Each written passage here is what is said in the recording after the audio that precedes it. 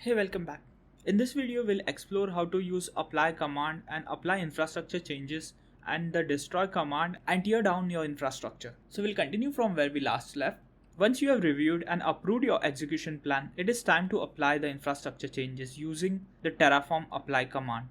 This command provisions and modifies resources to receive the desired state.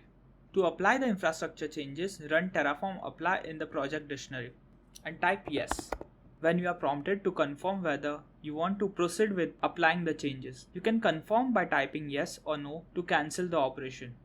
For automated approval, you could use Terraform Apply with --auto-approve flag. When you no longer need the infrastructure or you want to tear it down, you can use the Terraform Destroy command. This command will remove all resources managed by the Terraform.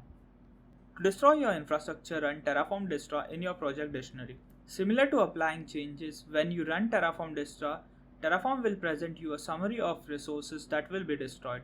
Review the summary to ensure you are deleting the correct resources. Terraform will prompt you to confirm the destruction by typing yes or no. Be cautious as the action cannot be undone.